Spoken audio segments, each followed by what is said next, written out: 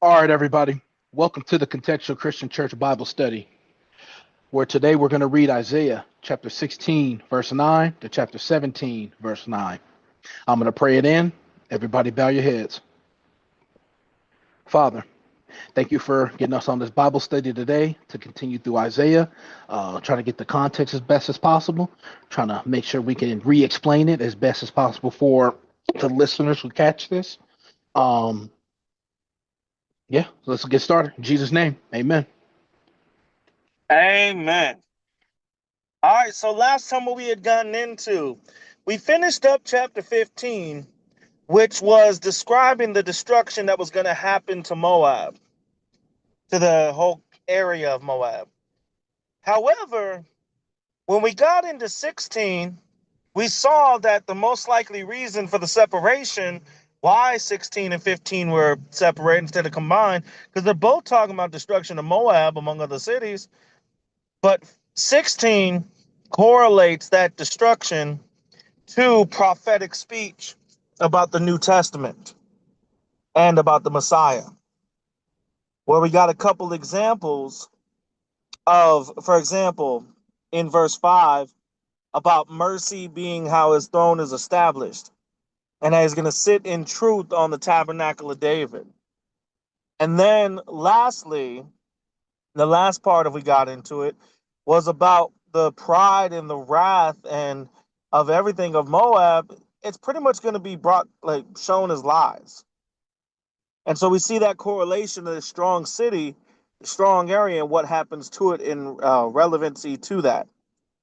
And then bring it up in 8 as our final part we got into, that even for the fields of Heshbon and the vine of Sibmah, the lords of the heathen, that they are broken down, the principal plants. The branches were stretched out. They even tried to reach out for help over the seas. So long story short, it could be summarized as not only are they going through this destruction, but they're trying to reach out for help in other lands, and they're not getting any. And so that's the last part that we read. So now we'll continue today and still in chapter 16, but we'll go to verse 9. And I'll switch it to our first section so our first reader can read. Now, remember, Charles, before you go into your explanation, the first thing, what do you got to do? You said before I get into the explanation, Yep. I thought that was from chapter to chapter, but No. oh, bring up how. Well, I mean, I got to bring up what I'm reading, but All right, I'll just say it again. Every time you guys read, before you go into your explanation, you need to explain one thing first. Are all your verses connected? Are they connected but only in sections? And if they are connected in sections, what do the sections mean? Or are they individual, all the verses? I thought that was after. Why would that be after you explain, Charles? How I does that heard make sense? before I because said if how before am you I? explain, yeah. Oh no, wait, no. Thomas, did he say before explain earlier? Did he say before read? I said before you explain. Before Oh, explain. okay, sorry about that. Yeah, I have that. The whole is it going to be a meeting sectional? How many sections? That I got. I thought I heard read. My bad. You good. I just wanted to make sure we had that in the front of the mind before you go in, so that when you're done reading, because you know I don't interrupt the reading unless it's like a pronunciation thing. When you're done with the reading, I didn't want you just jumping into the explanation. I Got it. want to Yeah, I make sure got we those got that notes. part first. I got those notes with me. Sorry, I, Okay, I good. really thought I heard read. That was my bad. You're good. I'm gonna be reading Isaiah chapter 16, verses 9 to 13. Verse 9. Therefore I will bewail with the weeping of Yazer, the vine of Sibmah. I will water thee with my tears, O Heshbon and Elaleh, for the shouting for thy summer fruits and for thy harvest is fallen, and gladness is taken away, and joy out of the plentiful field. And in the vineyards there shall be no singing, neither shall there be shouting. The treaders shall tread out no wine in their presses. I have made their vintage shouting to cease. Wherefore my bows shall sound like an harp for Moab, and mine inward parts for Kir Haresh. It shall come to pass, when it is seen that Moab is weary on the high place, that he shall come to his sanctuary to pray, but he shall not prevail. This is the word that the Lord hath spoken concerning Moab since that time. Before I explain, there's two things, technically two things. I really got to break it down into two things. I could have just done it in one long one, but there's two things, two sections I need to talk about. Okay. What are those sections? The first section I need to talk about was starting off how God talked about he would be like the bewailing, the weeping, the crying, the sorrowful crying for Yazer for of Yazer and for the vine of Zibna, and he's talking about he will water them with tears. So we're talking about rain, and we have the reason for it. Same with Heshbon and tongue twister. Alayla. Aleala. I thought it was. Say it again. Ella Ale. Ella Ale. Yeah. Ella Ale. Not Ella. Ella would be the ELA. Ele Ale. Elle Ale. There you go. There we go. But he brought up the reason. Um, he's going into their harvest, their summer fruits, they're falling, as in you're losing your harvest, you're losing your summer fruits. You're just it's going dry like a dust bowl. And he even added into that with that same, it still continues. Gladness being taken away, joy being taken away because the vineyards, you're not gonna have what you need in those vineyards. So you guys aren't singing and dancing for your harvest, for your vineyards anymore. um, let me go back. Neither Is that only literal? metaphorical too, as in they're still going to be, they're because I already brought up like harvest, so your crops, in other words. So yeah, it could be literal, but it also could be metaphorical too. You didn't About explain anything metaphorical, Charles.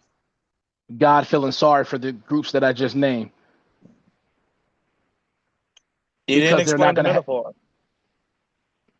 You So the said metaphors, literally rain on the crops.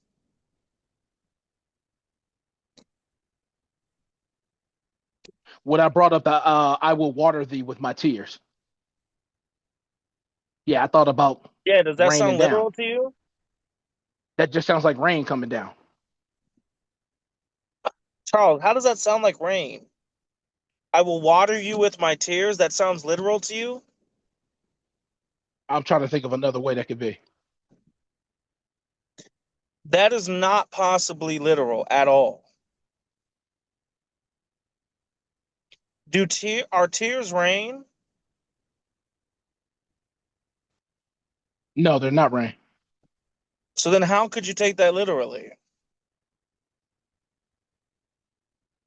So if he's saying I will water thee with my tears, then I'm just thinking about the other thing I can think about is God's sadness or God's emotion towards this Yeah, of situation. course. That's all I can think of is God's sadness and God's, his sorrowful sadness towards their situation.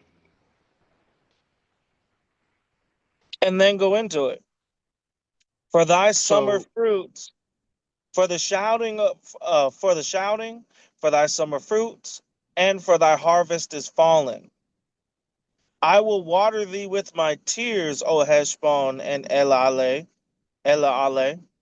for the shouting, thy summer fruits, and for thy harvest is fallen.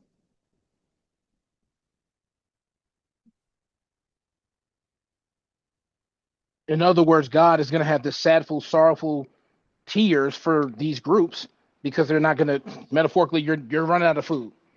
You're No, not going to that's have not your a harvest. Charles. If you How's that? use the word metaphor, that doesn't make it a metaphor. You're using the word literally metaphor, but you're not actually saying a metaphor. You're saying something literal. Other than God's sadness and tears, I'm trying to figure out how to metaphorically talk about your summer That's fruits and not the your part harvest you're as well. You said that's summer not the part of. fruit. Oh, the What phone's going in and out. what does all that have in common? The phone was going in and out. Repeat your question. Thomas, did you hear me? You were going in and out. All right. How about now? Yeah, you're good now. All right, Charles. What does summer fruits and harvest have in common? What do those have in the same? I was thinking of the what I brought up earlier. Crops, fruits and vegetables, That's literal. I'm talking about what do they have in metaphorically? What do they have in common? What do they both impact? substance, food. They feed you. There, not food. That's literal. Charles, So substance. substance. Yes. Jeez. Yes.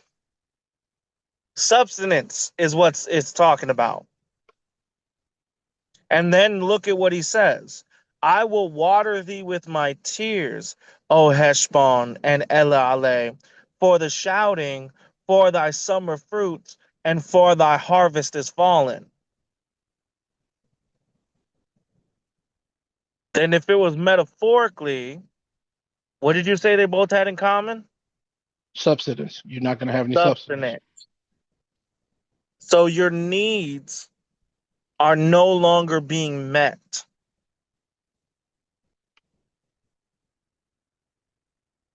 Does that make sense? Yeah.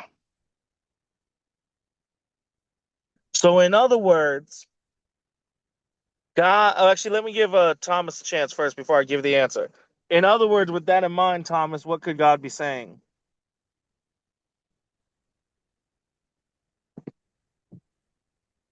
God feels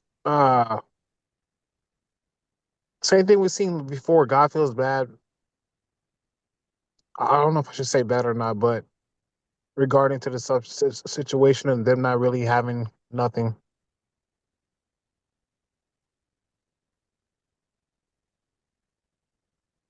No. Can you hear me? I heard you. The answer is no. What have we just been reading about? I brought it up in the summary. You guys didn't consider the context at all in your answers. What did we just read about, Charles? Moab's destruction and correlation with Moab's Oh, destruction wait, and wait, wait. What was the first part? Moab's destruction. There you go. Moab's destruction. And then here God says, I will water thee with my tears, for your summer fruits and your harvest is fallen. After explaining that they are going to be destroyed. And why are they being destroyed? Well, didn't we already get into that part of the them doing wicked and all that other stuff? That's the point. That's what God is getting at here.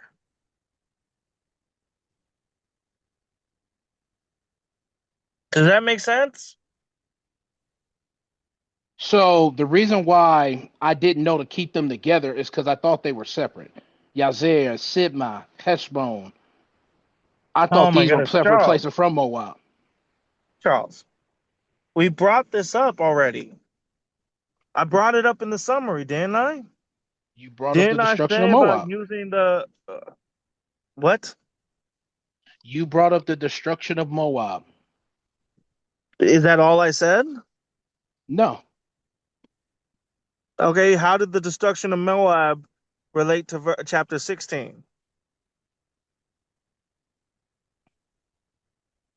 So when you brought up the destruction of Moab, we brought up different, like the destruction also a correlation too. You brought up that earlier, but the destruction, Correlate to what? Jesus, trying to remember some part of Jesus, prophecy. Um, I said prophetic speech and Jesus, among other things. So all of this is correlated to that destruction, right? right, So we're talking about the destruction of the wicked. And in the last section in chapter 16, we connected the pathway of Yazer to that destruction, right? In right. chapter 16, but in the earlier verses. And then it says here, I will water thee with my tears because of your summer fruits, and your harvest is fallen. So do you get what God is getting at now? Or do I have to spell it out? No, I get what God's getting at. So then, because I separated them, it ain't two sections. It's just one section for mine.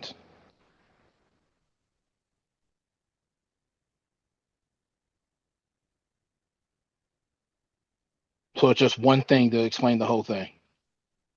And what is that one thing? The what we just brought up about God's sorrowfulness, sadness to Moab's, the for their lack of substance, for their destruction.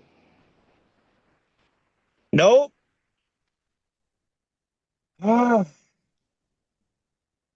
Thomas, I'll give you one last chance. Isn't it showing the same thing what we read previously about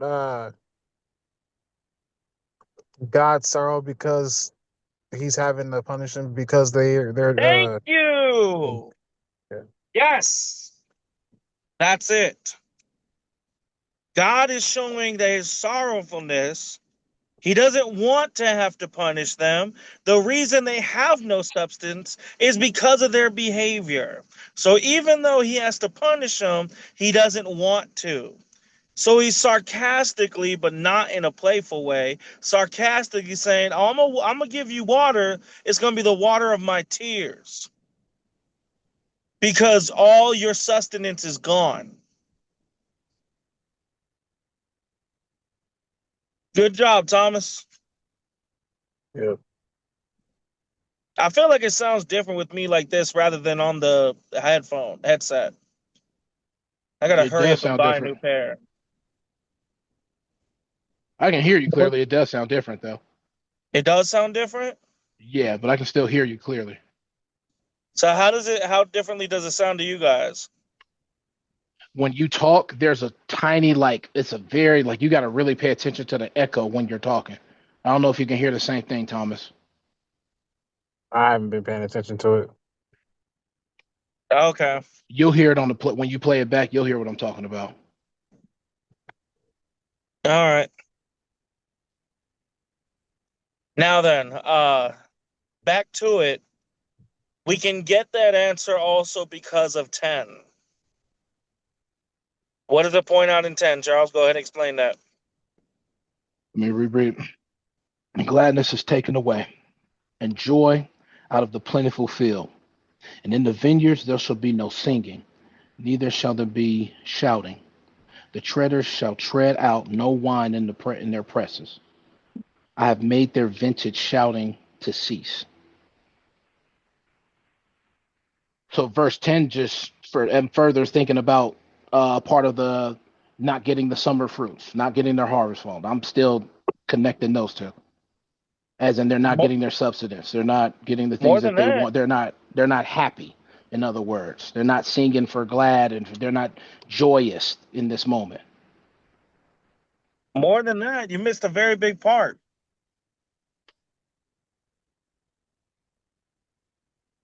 Thomas, do you know what he missed? I'm reading right now. You hear me? Yep. All right, hold on, let me read it real quick.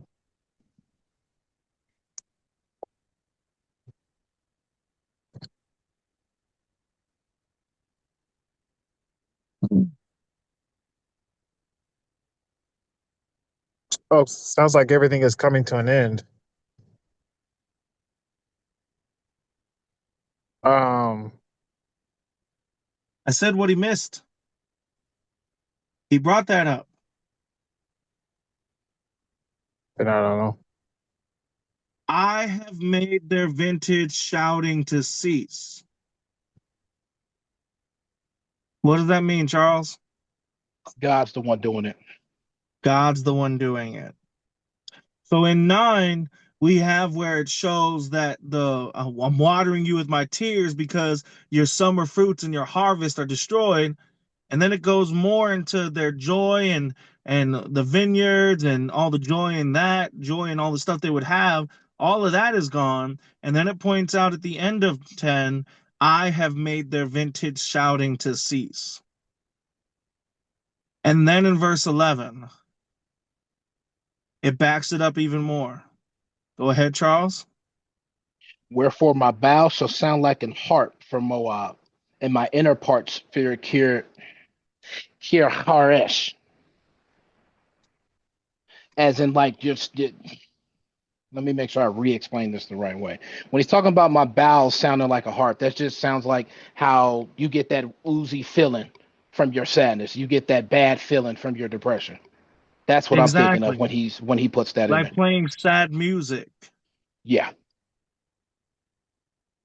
So notice how all of these have, and you were right about your second guess, not the first. It is not sections. It is all one thing. one thing. Yeah. Now, if you were to summarize all 5 as one, how would you summarize it?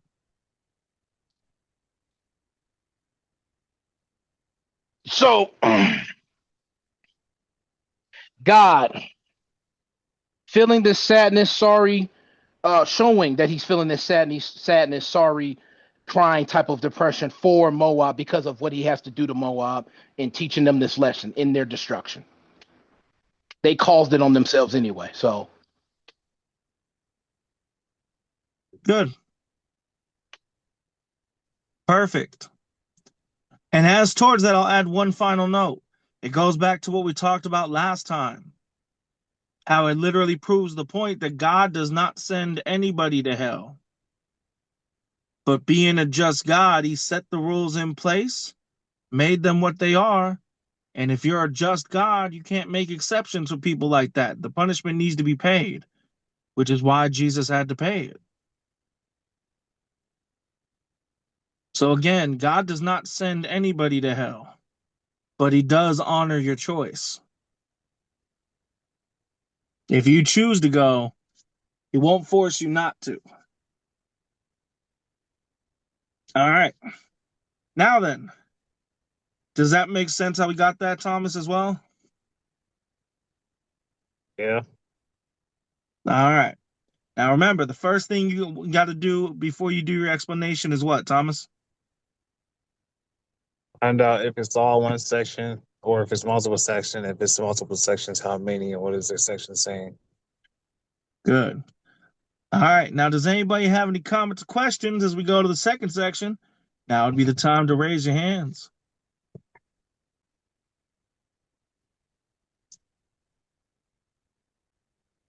All right, then go ahead, Thomas, when you're ready.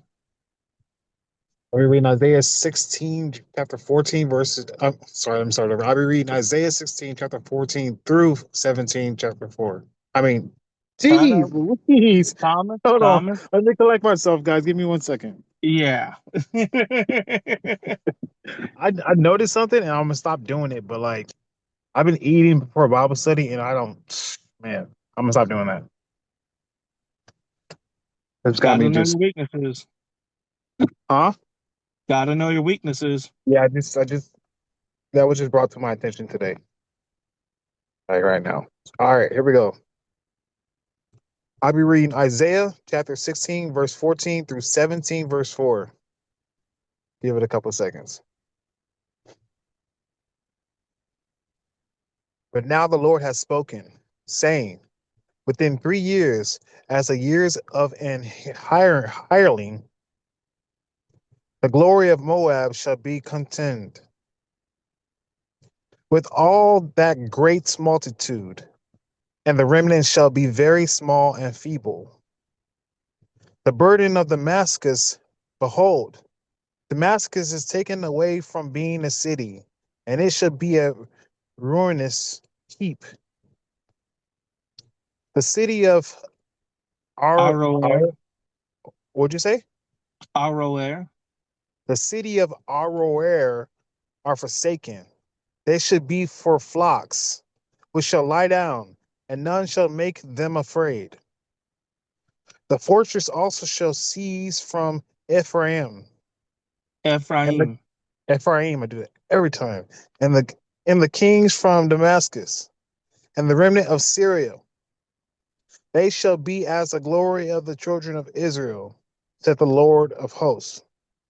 And in the day it shall come to pass that the glory of Jacob shall be made thin, and the fatness of his flesh shall wax lean.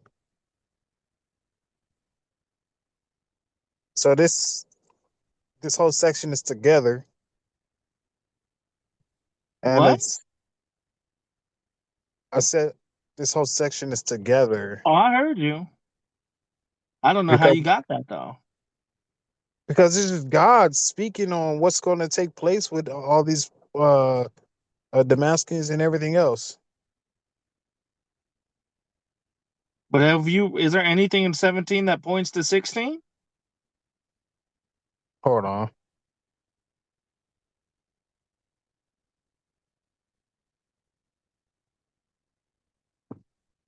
Okay, so then it'll be two sections. First one being 16. Let me read that one more time. But now the Lord has spoken, saying, within 3 years, as the years of an hireling, and the glory of Moab. Incorrect. Huh? Incorrect. It is not 2.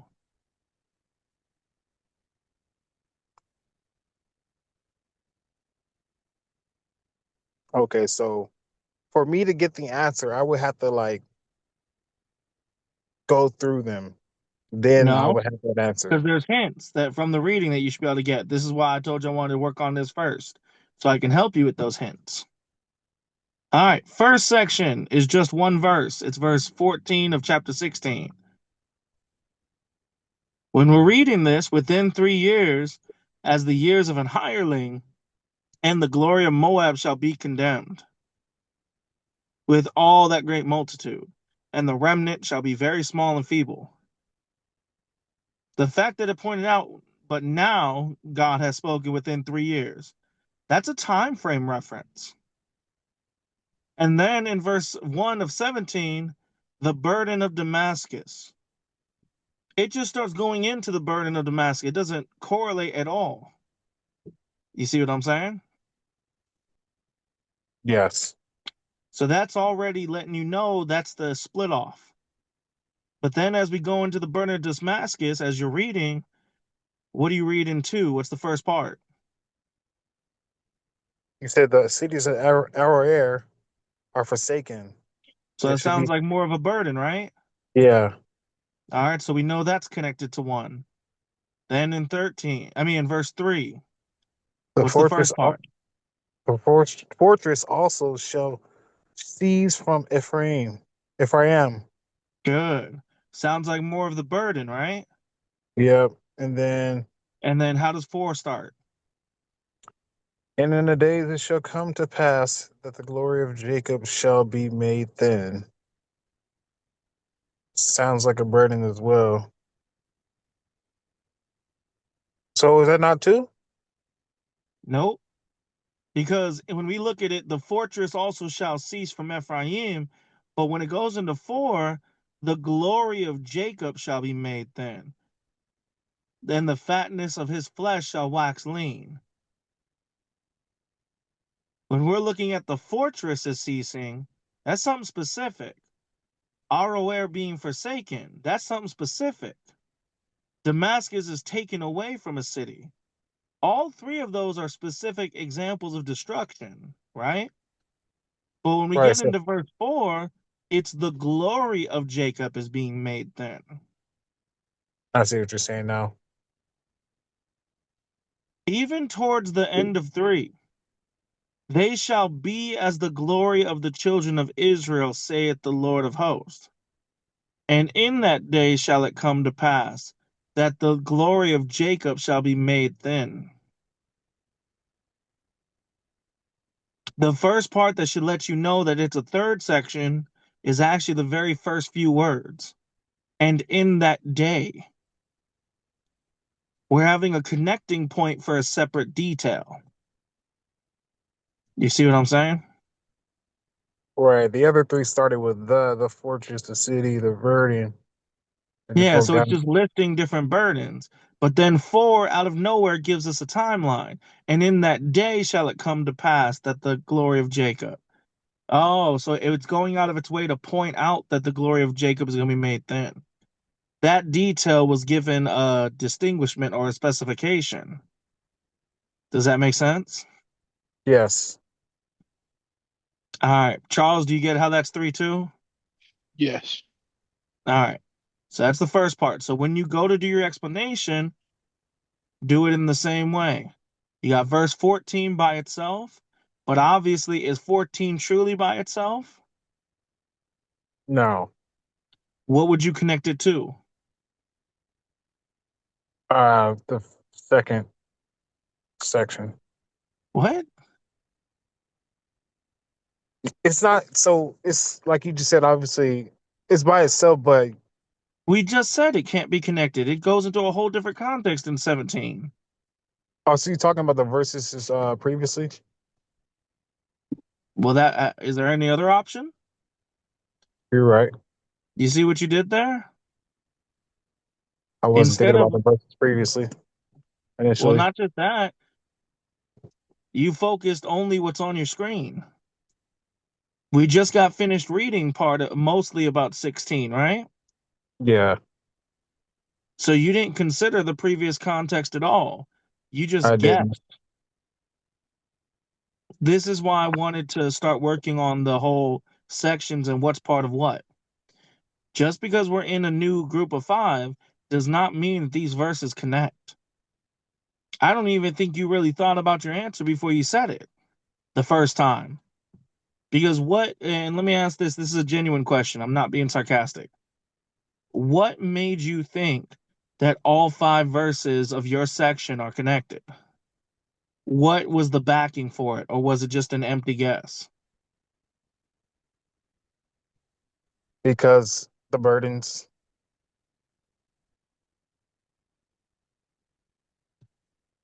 that What about it?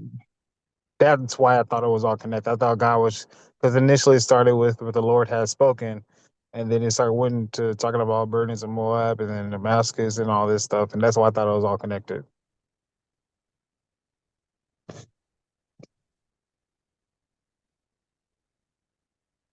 But as we see now, it's not. Well, okay, I hear the word you're saying, but how? Okay, so explain to me how the burden of Damascus would be connected to the timeline for Moab.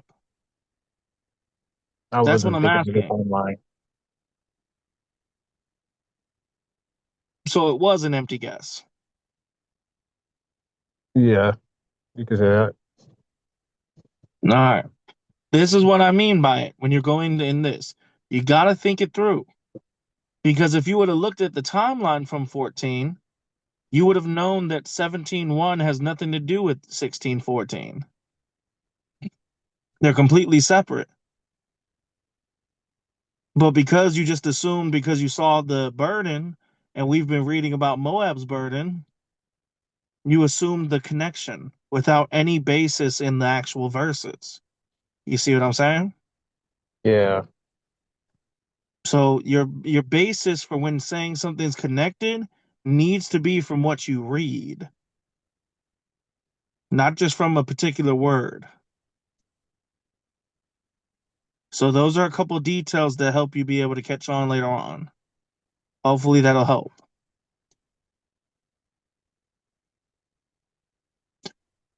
All right. Now go ahead with your explanation of 14. Now remember, what is 14 connected to?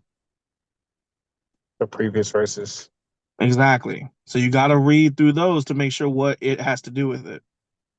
All right, let me go to my strong. Sorry, got that open. Not a problem.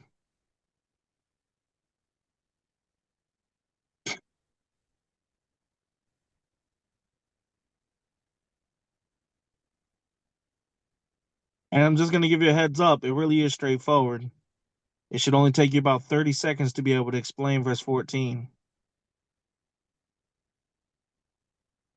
Oh, I wanted to speak on something regarding the 12 and 13. I really felt like that should have been spoken on. Uh, what about 12 and 13? I'll read it out. And it shall come to pass when it is seen that Moab is weary on the high place, that he shall come to his sanctuary to pray, but he shall not prevail. This is the word that the Lord hath spoken concerning Moab since that time. They're trying to come and pray, and then God's like, no, I ain't trying to hear those prayers. Like, is that not, should that not be spoken about? It could be, but it's not necessity for the explanation. Is that taken away or a separate detail that needs to be explained in order to understand what Charles said? Nah, but it would have helped for mine. Well, how so? How does that add to it? Like, for example, what was the explanation for the 5 verses? Pretty much talking about how God felt sorrow for having to punish them for the things they've been for their disobedience. Exactly. So God feels sorrowful for the fact that he has to punish them because of their disobedience. So them Yeah, coming to pray to him now that it's all weary and the prayer not being successful, is that extra? Does that add any information, or is that saying the same thing? it's saying the same thing. So I'm just used to, I don't know. Like this is a bit more advanced, but what about the people who are listening in? We're passing off all these words they don't even know and things of that nature, and it's just like, what? Now they may be lost. Yeah, they get the overall picture, but what about the details? The details matter Some when people don't know that's what why they're prevail supposed to be means. following along when you read. Some So, kids don't know what prevail means and things of that nature. no, you're not wrong about certain words need to be explained. But like prevail when bringing up that point about them trying to do it, that's still included in the explanation. Remember, the point, what is the point of the explanation?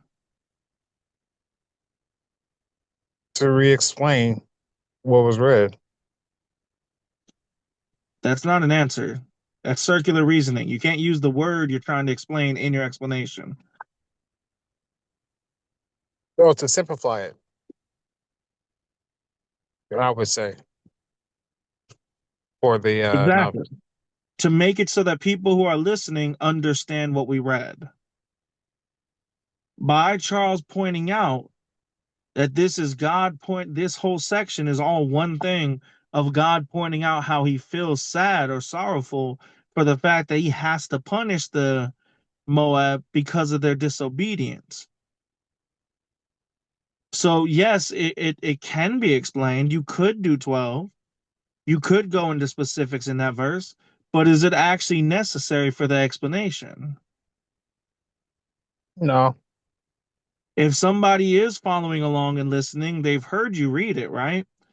And then when Charles said it's all the same thing, well, if the child goes to it, or somebody goes through it with the child and says, well, about them having to be punished and how God doesn't want to, yeah, they tried to pray to God, but it didn't work. Okay, that's the same thing. right. They're still being punished even though God doesn't want to, but he's standing firm on it. So from an explanation standpoint, he didn't miss anything.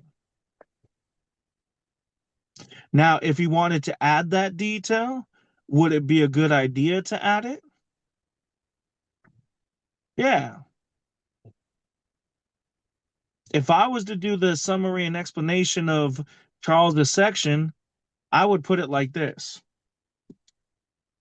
God is showing his sadness and disappointment for the fact that he has to punish the Moabites, or the people of Moab, because of their disobedience, to the point that they're not able to get anything grown or produced. And even when they come to pray to him, their prayers are failing. That's how I would do it if I was doing the explanation. Yeah, that makes more sense. But the explanation was the same as Charles's, though. I just added those details into it. You see Yeah. what I'm saying? Yep. And that's something that we'll work on even more. But the problem that I've had with you guys is we've been so focused on the greater details that you guys have been screwing up on the smaller, easier stuff. So basically, we've gone back to the scratch board, cleared off everything on the board, and we're starting from scratch, starting from the beginning. You didn't even have the correct, accurate answer for the amount of sections. How can we go into details on that level if you don't even have the basics there? You see what I'm saying? Yeah. So the first thing I want to focus on for now is recollecting or realizing when a section starts, when it doesn't, what it's connected, and what they mean overall. And if somebody is listening, they'll understand what we read if they listen to what we said, because you'll hear it through the reading and you'll hear the explanation and that it connects. See what I'm saying? Yes. So as long as it's accurate and it includes what it's actually meaning to say, it's okay if you guys slip up on a couple details. I just want to focus on getting those sections and getting the accurate answer correctly on the basics first. Then we can move on to greater details from now on. Okay. All right. But back to the point, it's your time for the explanation.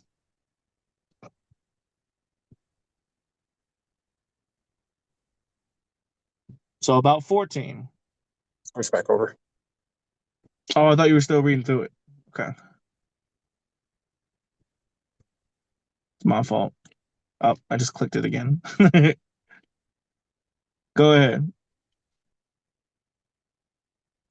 We'll just read it one more time.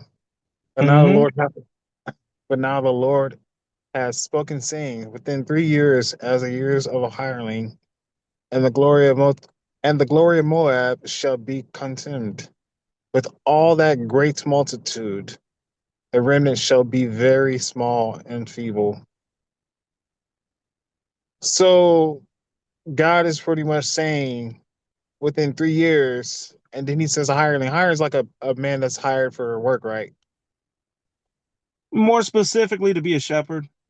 It's not used in other workplace type things as much. Be a shepherd. And the glory of Moab should be contemned, meaning as in like shamed or dishonored. No. Strong.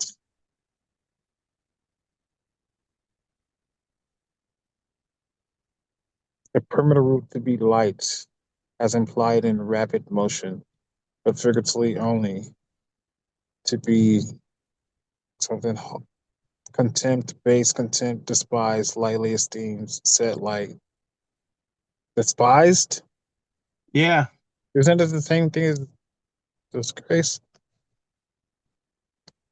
Well, the problem is you didn't actually explain it. You just reread it with a different word. I was just getting the definitions and I would go into it. Oh, all right. Then yeah. What I would say a better word instead of contempt is like to discuss or despise, to loathe, to hate. But this is past tense. So I would say you could use despised You could say shall be disgusted, shall be Yeah. hated, shall be loathed. So everything, so the Lord is saying everything that within 3 years, everything that Moab has done or possessed should be despised. What? Hold on. Thomas, I want you to take a second and look at the last section of that verse. Yeah, and the remnant should be very small and feeble. So What is be the done remnant? with the remaining. So everything that Moab should be like done with, in a sense. And the remnant that's remaining of Moab is be barely anything at all. Exactly. The glory of Moab, what does that have to do with everything that Moab's done? Where did it say their actions at all? I see what you're saying. You see where that screw up is? I was trying to figure out how to put it into words and I just chose the wrong word. But I was trying to get to that point. So use a different word.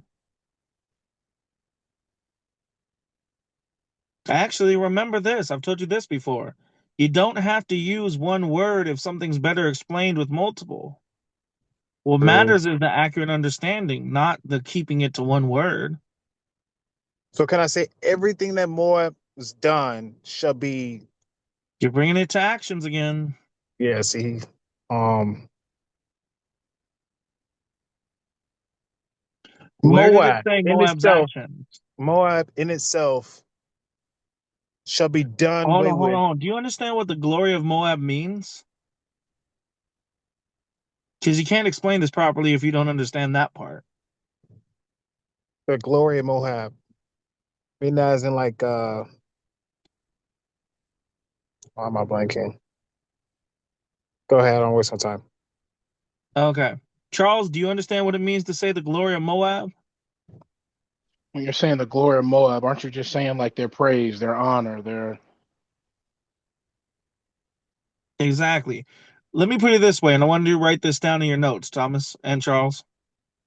Whenever you see the phrase the glory of, you can replace that with everything that makes blank great, or everything that makes blank praised. And the blank will be the person or the location that it's saying gets the glory. For example, and the glory of Moab, and everything that makes Moab great, everything that makes Moab praised. That's what it means when it says the glory of.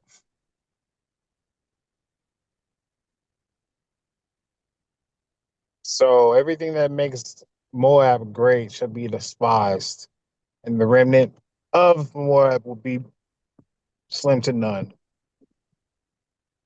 Exactly.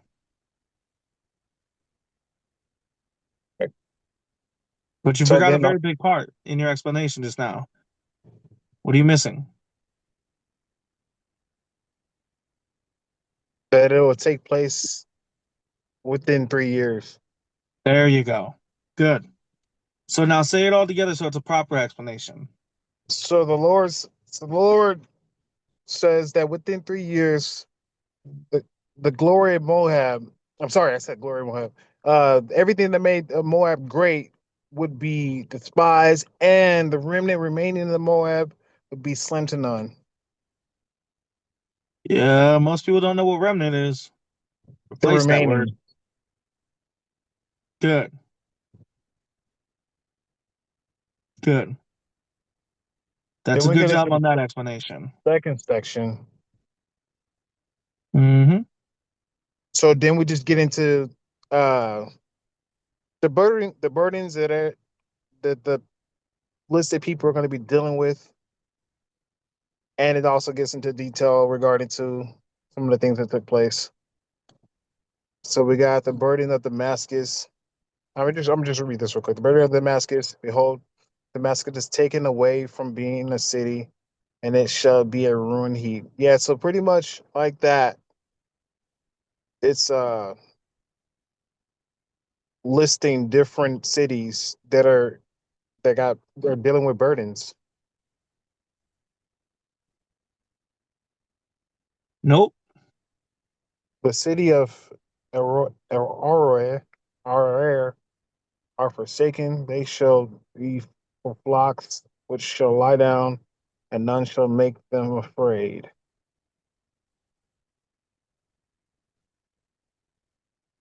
So, what do you want me to do?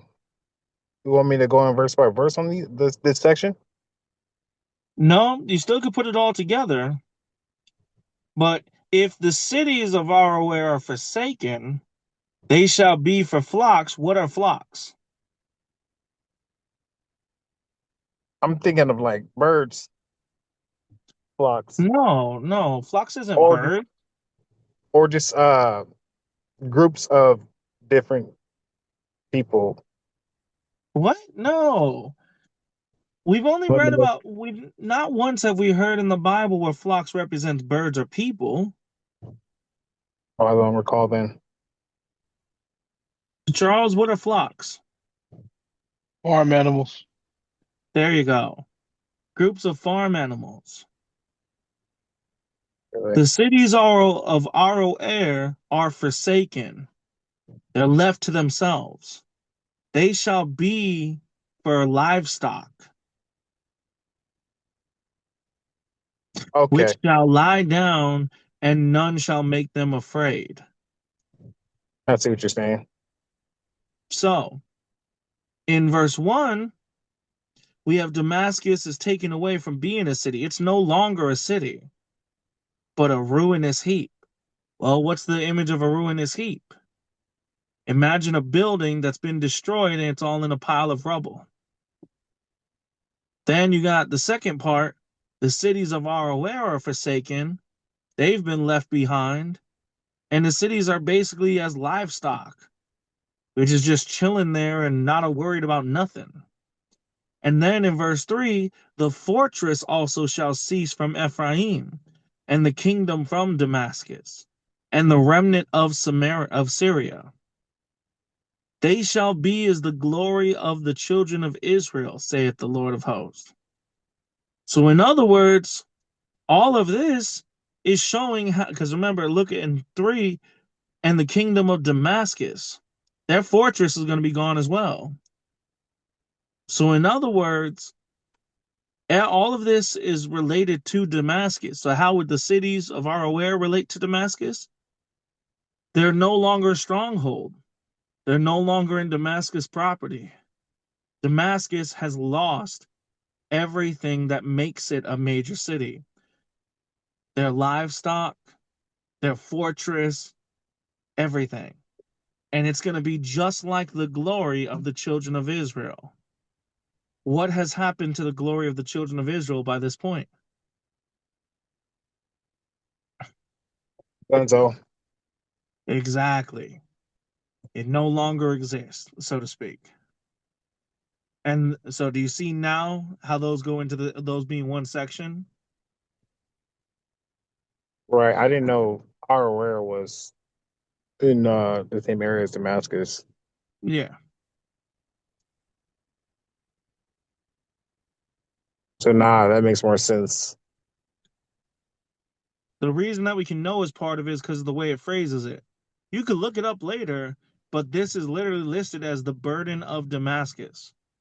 So what is everything that's going to be in this chapter, unless we read something new? What is it going to be related to? Burden of Damascus. Exactly. So when it brings up the cities of Aroer being forsaken, what would that relate to? Burden of Damascus. There you go. All right. That's Yeah, I why it didn't was know that, so man. important to make that distinction from verse 14 of 16 through to chapter 17, verse 1. If you don't have that distinction, you've lost a major plot point of the context. See what I'm So saying? yeah, so 17. I mean, 1 through 3 is just the burden of Damascus, everything being forsaken. Well, not forsaken. Forsaken means left behind. Oh, everything being like done away with. It's There you not go. the city that it used to be. The There you stronghold that go. it used to be. Yeah. Everything that made Damascus special is donezo, as you put. Then go into verse 4. Let me read it one more time. And in that Mhm. day it shall come to pass that the glory of Jacob shall be made thin, and the fatness of his flesh shall wax lean. So it says, in that day it shall come to pass, things that made Jacob great shall be made thin, Mm-hmm. Now, and who is Jacob? the fatness of. I forgot. I'm not gonna lie. You don't know who Jacob is?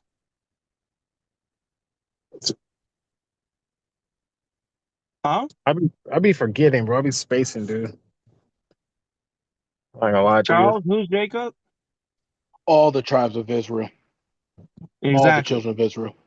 What'd you say? Oh, all the children of Israel. Ja- They all freaking formed from Jacob. Exactly. Jacob was renamed Israel back when he wrestled with God, Ah, or more I remember specifically, now. Jesus.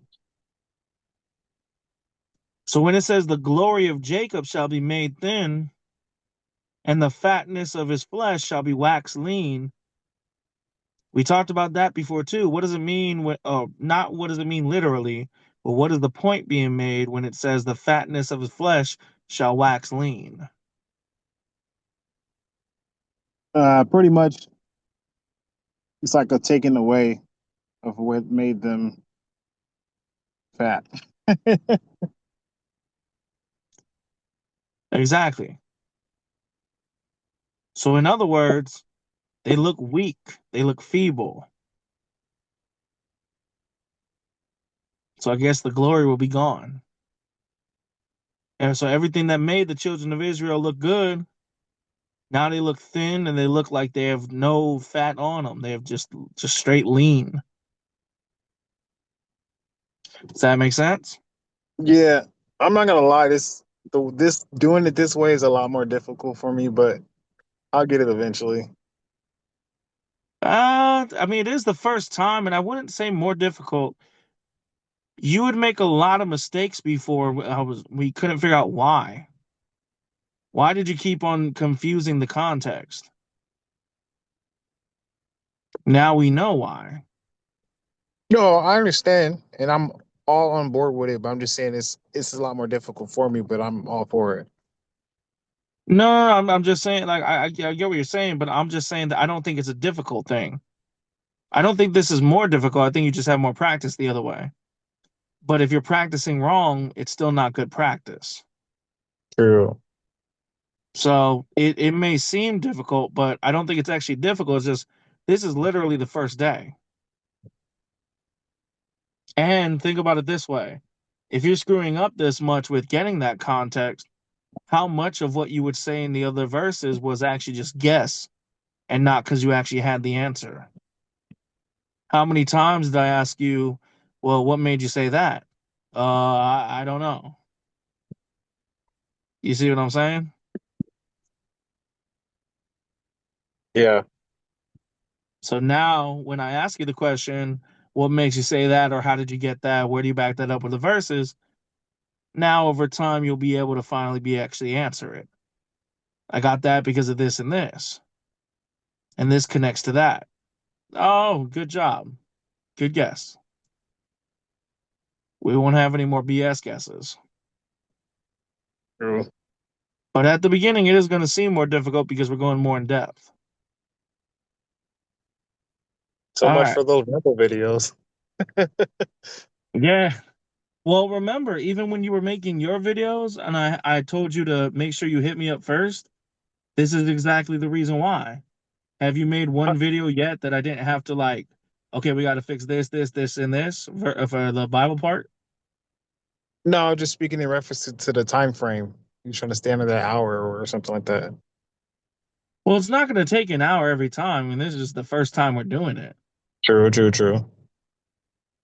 Plus, I'm giving you guys, because it's the first time, I'm going more in depth with you guys. When it comes to like tomorrow and that point on, like I'm not going to be like what I did today with verse 14. And I said, well, what makes you say that? Starting to, I mean, I may give you a couple more days where I do that to get you to try to figure it out. But over the course of next week, it's going to start getting to the point where I'm like, that doesn't work because of the timeline in 14. And then look how 17 starts, the burning of Damascus. Nowhere I did it say Damascus like that. So I'll start doing that in over the course of the next week. But at the beginning, first couple days, it will take more time because I'm going to give you guys a chance to work through it before I just start giving it to you.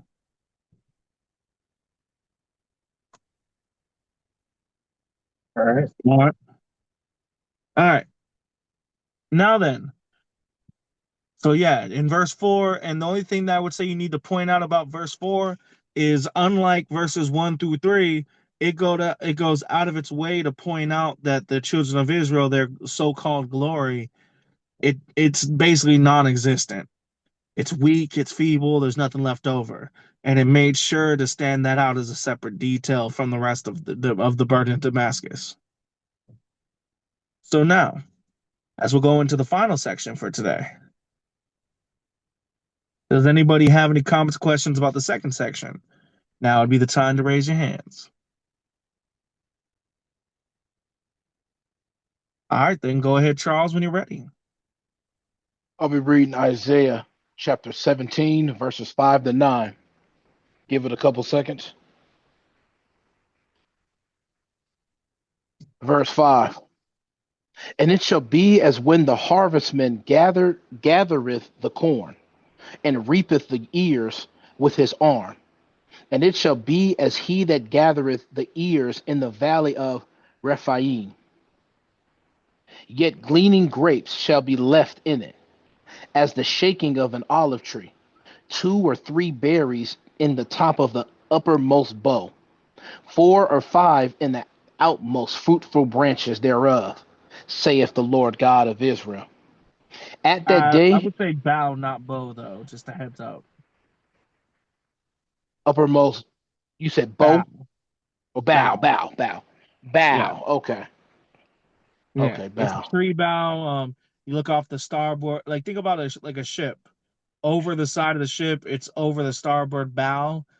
It's the curvature of the side. Like same thing with the branches, the bow Okay, end. let me try that again. Bow. Yet gleaning grapes shall be left in it, as the shaking of an olive tree. 2 or 3 berries in the top of the uppermost bough, 4 or 5 in the outmost fruitful branches thereof, saith the Lord God of Israel. At that day shall a man look to his Maker, and his eyes shall have respect to the Holy One of Israel. And he shall not look to the altars, the work of his hands, neither shall respect that which his fingers have made, either the groves or the images. In that day shall his strong cities be as a forsaken bough and an uppermost branch, which they left because of the children of Israel, and there shall be desolation. This would be one. There's one thing I need to bring. One thing I need to say. One long thing I need to say. I don't have to do this in sections. I could just do it in one, but I can. Can I bring it up in one and then add stuff to it? Let me hold on. You're answering incorrectly, Charles. The question is how many sections are each portion? When you say there's only one thing I could say, that's not telling me how many sections. That's just saying you could summarize. But that's not like if you say I got a couple things I could say about how many sections. Do you see what I'm So saying? wouldn't I? So I would just have to. So can I just say? Because all of this can be done in one. So I would just say one section. All of this could be done as one. There you go. Well, not done as one, but the one section. You All gotta of this add can the be done point as of you one got section. yeah, you gotta say that one group, one section, some way you gotta show that all the verses are connected as one when you explain it. Because otherwise, I don't know what you're talking about. Or when you say like I have one thing I would say. My bad. About So what? all of my bad. That's my bad. So all of this could be said into one section.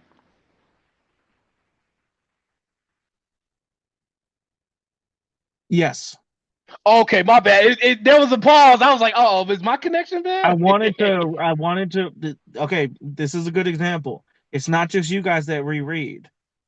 I don't want to give you a false answer, so I had to reread real quick and make I sure was got you. there anything that needed to be separated. No, I no, got this you. is all one section. Good. Now, what I wanted to say with this one section, it almost threw me off. But this one section, now, am I saying it wrong? No, I'm not gonna say that. What I'll say is this: my section is talking about the last day or the last days, so to speak, is what it's talking about. And how I Yeah. got the last. No, let me just actually say it, and I'll tell you how I got all that. Let me just say it, and I need to get it out. This is talking Okay. about the last days when it's talking about how they're it's just broadly just a broad section of a man looking to the Maker, and then you also bring up the Holy One of Israel. You didn't just say the Lord. You brought up the Father, and you brought up the Holy One. So you brought up Jesus. So you got that. You got about Exactly. how they're talking about the respect there. You're also talking about how they're going to be like it started off with 5, how they're going to be like farming and harvesting, but in verse 6 it talked about there wasn't going to be much left. Like it's only a couple berries here, a couple fruits here, a couple this, couple that. And they're also in this last days, in these last times, they're not going to go to their altars. They're not going to respect any of the things they built with their hands. They're not going to those things. The respect goes to the Father and Jesus. And they're leaving cities behind. They're just saying, okay, we're just gonna leave that behind. Well, not just cities, strong cities.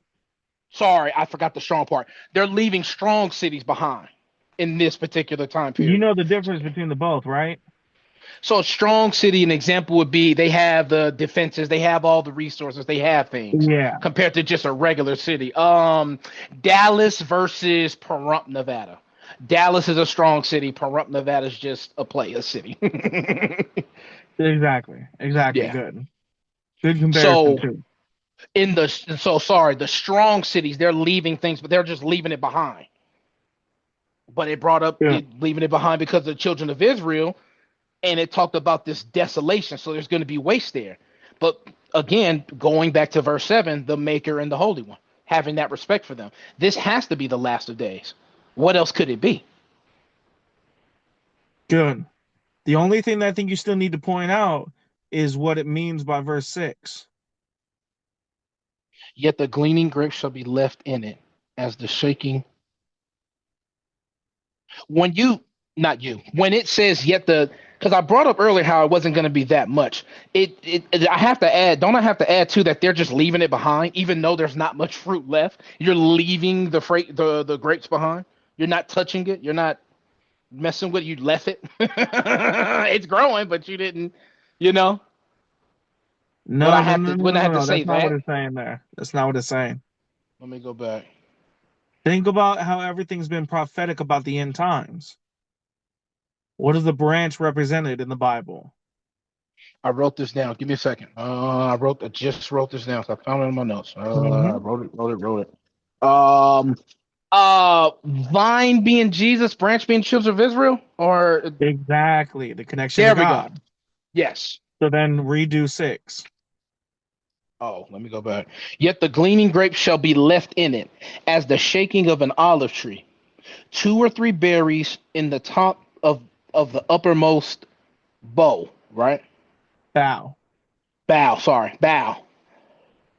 4 or 5 in the outermost fruitful branches thereof. Saith the not literally. Metaphorically, the branches would be. I gotta get it out. I gotta get it out the best way I can. Mm-hmm. Yet the gleaning grapes shall be left in it, as the shaking of the olive tree. Two or three berries in the top of the most uppermost bough. Four or five in the most fruitful branches.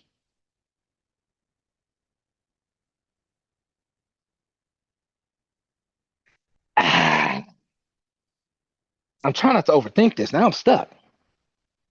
All right, let Four me or give five in Thomas the. a chance. Go ahead. Thomas, what do you think it means by 6? We know it's a metaphor. We know it has to do with the end times. Give me like 10 seconds. Mm-hmm.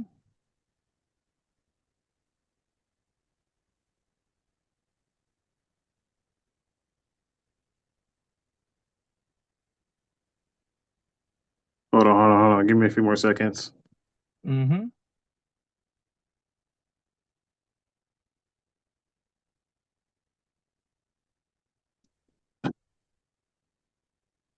Isn't a reference to when I think of gleaning grapes should be left, and also three berries in the top. Not also. Where did it say also? I was saying also But again, you two added berries in something the that top. made the whole definition different. Okay. I don't know then. Gotta stop doing that. When you add also, you're making it two instead of one. All right, I'm going to explain through the verse 6, and you're going to see why that problem is a major problem for you, not a minor one. Yet gleaning grapes shall be left in it, as the shaking of an olive tree. 2 or 3 berries in the top of the uppermost bough, 4 or 5 in the outmost fruitful branches thereof, saith the Lord God of Israel. What that's saying is grapes that are ready to be gleaned, they're still left in it. Now remember, whenever you say as the, what is as used for in any language? Charles? Isn't it used like a comparison tool? Exactly. So you could replace the word as with the word like in this context. Yet gleaning grapes shall be left in it. So the grapes that are meant for gleaning are still there. But just like the shaking of an olive tree, two or three berries in the top of the uppermost bough. If you shake an olive tree, what happens, Thomas? Olives are gonna fall to the ground. Exactly. So the ones that are supposed to be gleaned are no longer there, right? Yep. So if you add the word also, yet gleaning grapes shall be left in it. Also the shaking of an olive tree. Now we have a whole group of grapes, and we have a separate olive tree. So we got 2 different trees now. Rather than using the explanation of an olive tree for an example, it's now become a second tree rather than an example of what happened to the grapes. Change the context entirely. See what I'm saying? Yep. All right. So these grapes that are meant for gleaning, there's only 2 or 3 in the top boughs, and even in the most fruitful branches, there's only about 4 or 5. So, in other words, what comparison or what statement is really being made by this, Charles? That's what I was trying to get out. So wouldn't it? Isn't it talking about how you talk the fruitful as in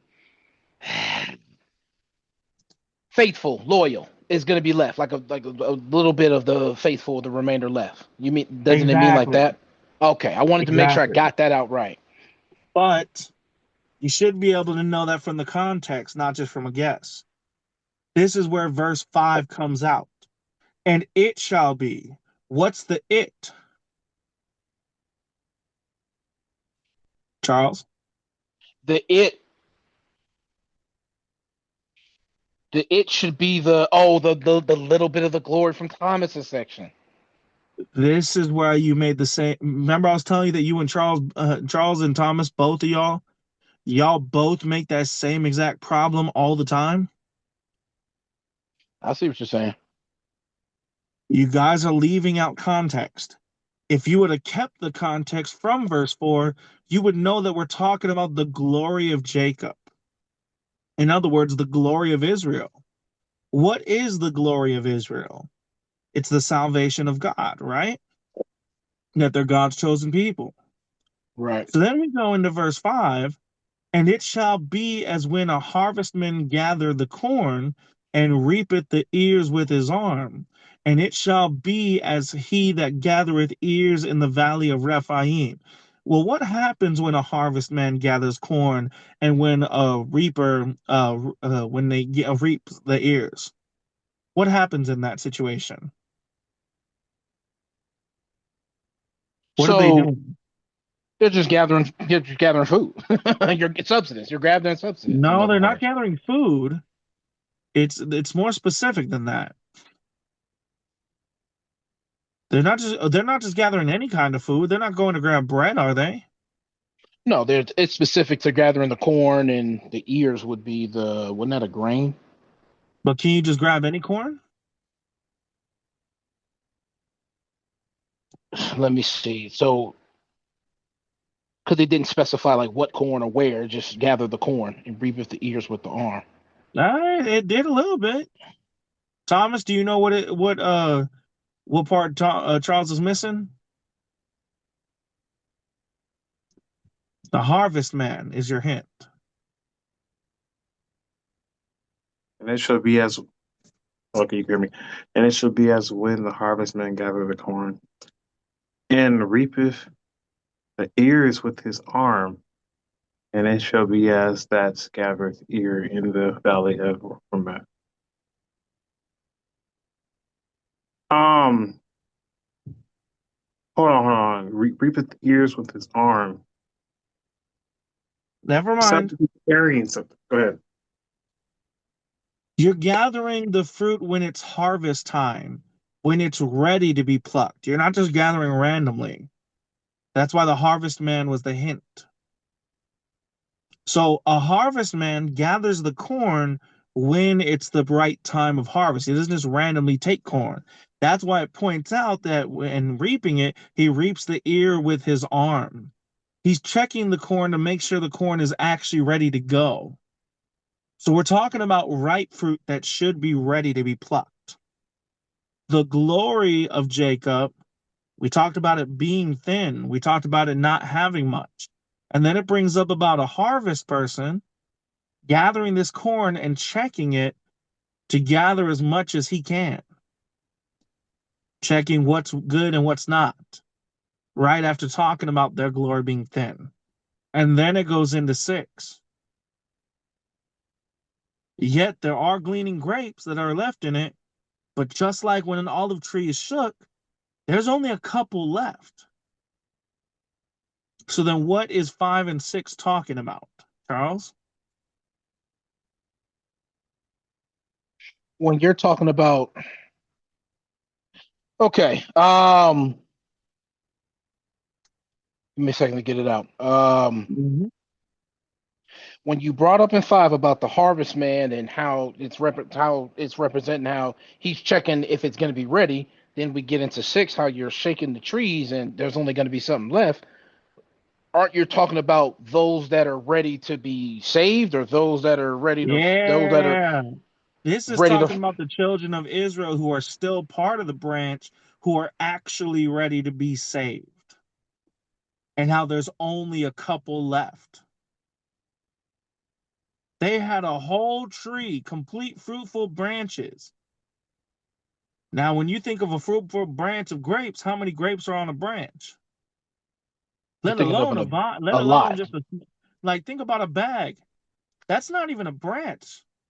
That's a branch of a branch that you're talking about. You're right? talking about a branch in general of it on the vine. There's more than you get in even those bags. when you buy it from the store. So out of all those grapes, there's only 4 or 5 on the most fruitful branches. And there's only 2 or 3 on the top part. So this is talking about the children of Israel who will be saved in the end times, in the new covenant.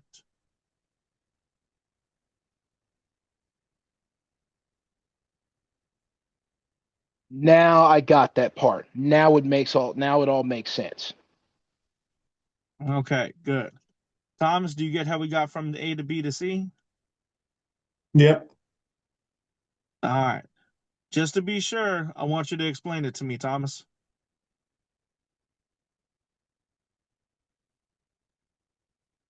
So they gave an example of the harvestman who's gathering the ones and he's checking if they're ready.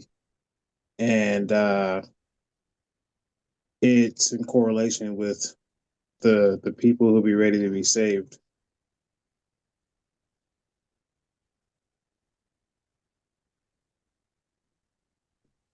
You just got the A part, but you didn't connect the rest. How did the rest connect? Regarding to the shaking of the olive tree, my bad. And But, about how it can, how so do we know regarding it's the talking shaking of about the olive tree, the salvation? ones that remain on is an example of the few that'd be ready to be saved as well. Good. And how do we know it's talking about salvation? Hold on a second.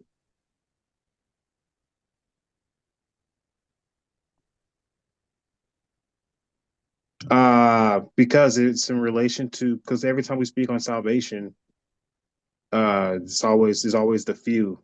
There's not very many. Nope. Go ahead. Charles, how do we know it's talking about salvation?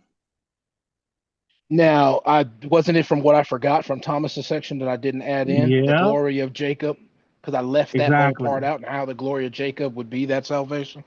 Exactly. What is the glory of Jacob? What is the glory of Israel, Thomas? What's so special about Yeah, Israel? you were saying that in regards to Jesus Christ and salvation through Jesus. What? I didn't say that. You said something along the lines, and I can't recall exactly what you said. Nope. Charles, what did I say about it? What is the glory of Israel? What makes Israel special? Doesn't then you bring up what before I get tripped up on the words, let me remember what you brought up. I almost said the wrong thing.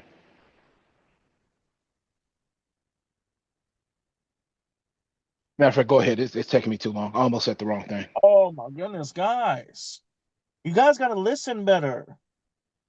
I'm just telling you what it says at this point. I'm not teaching you to read it for yourselves.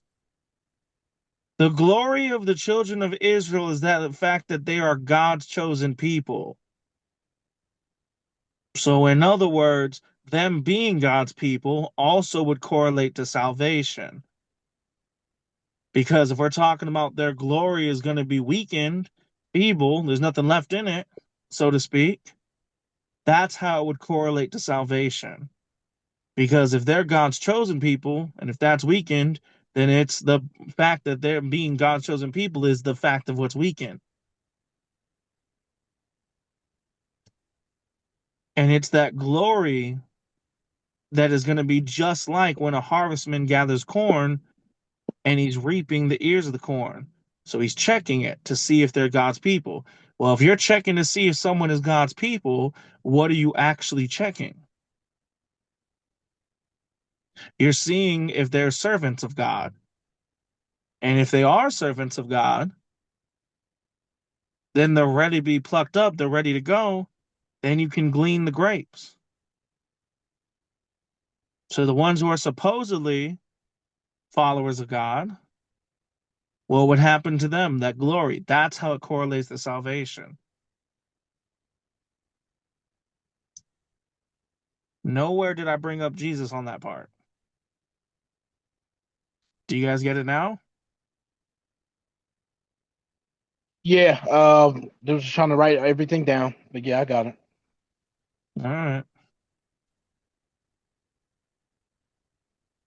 Thomas, you got that too?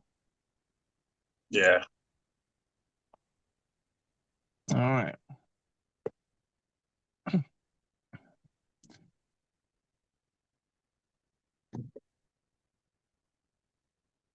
We can also tell that this is correlating to that because of 9.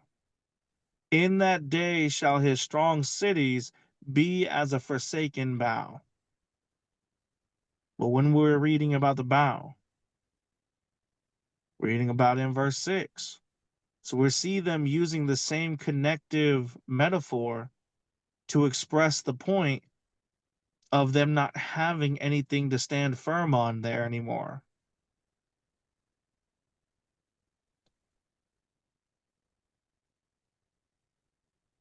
Notice how it points out an uppermost branch.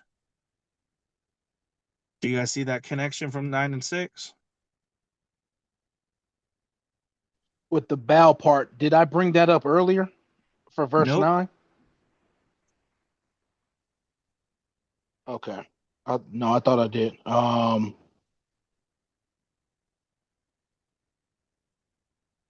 Repeat what you just said with 9. In the day shall his strong cities in the correlation.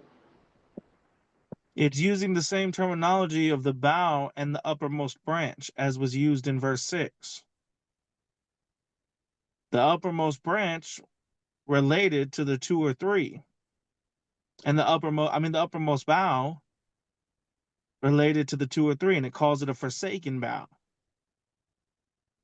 And the uppermost branch, there was only 4 or 5. So there was only a few grapes that were ready to be there, but it calls it a forsaken bough and an uppermost branch. Again, pointing out the point that we're talking about the people of the children of Israel that are actually going to be saved, and there's only a couple of them. There's only a few of them. Got it now. All right. And you got it too, Thomas? Yeah. All right. Now, one point I want to say before we pray it out from the Bible study portion is, Thomas and Charles, you guys say yes, you understand a lot, but half the time that I ask you guys to be able to explain, you either can't explain or you don't understand. Don't say yes if you're not actually sure. I can't help you if you're saying yes and you don't really understand how it connects. And this has happened a few too many times already. When I ask if you understand how A goes to B goes to C, I'm asking, are you capable of explaining? Do you understand how we got every single part connected that proves the context? I'm not asking if you understand the overall point. I'm asking if you understand the intricacies, how we got to where we are. How does it prove it and such? Does that make sense? Yeah, that makes sense. Yeah. All right. So from now on, when I ask you guys if you guys understand how we got from A to B to C, if you can't properly explain like how everything proves it, how we got the details, how they back up everything, please don't say yes. Say no and tell me what parts you do understand. Because then we don't waste time on just re-explaining everything, but we do explain the parts you guys misunderstood. Because like in the situation where Thomas, for example, now with the gleaning grapes and stuff and the harvestman, about like bringing up Jesus, and I never brought up Jesus about it at all. I brought up salvation, but not Jesus. So if you would have said no, but I understand, not entirely, but I understand how we got the grapes and the gathering and how that's representing of the people, then I could have just explained that small part. See what I'm saying? Yeah, definitely. This is new. Thanks for establishing that. Yeah, not a problem. I've learned from with you guys over the past like few years that I got to be real specific in my questions and stuff because I'll think you guys know what I mean and you guys think you know what I'm saying, but then it turns out we were having conflicting ideas of what my point was. And that's not helping anybody. All right. Now, does anybody have any comments or questions about the entire Bible study before we pray it out? Now would be the time to raise your hands.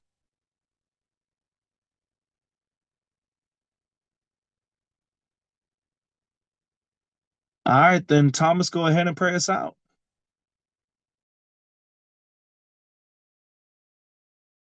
All right. You guys can bow your heads with me. Father. All right. You guys can bow your heads with me. Father. We thank you for gathering us here today for another Bible study where we get it back to the basics, having the ability to truly understand what we're reading. And these things are necessary. We're grateful for Matt being a wonderful teacher. Uh, thankful for today and pray to see tomorrow in Jesus' name. Amen. Amen. Amen. Amen. All right, now tonight's Bible listening. Get back to it. Is from First Samuel. We went through my favorite section. Well, not the favorite, but it's definitely up there. Tonight's Bible listening is where we go through my favorite. I don't know if you guys knew that or not. But First Samuel chapter 15. Let me get back to it. There we go, to 25. First Samuel chapter 15 to 25. Got it. Got it.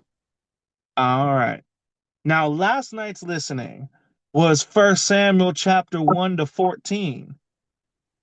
And we'll have Thomas go first, then Charles, and then I'll go last. Oh, Okay. wait, before you do though, let me say this. Um, the freaking Isaiah 5:11 to 24 still is not uploading to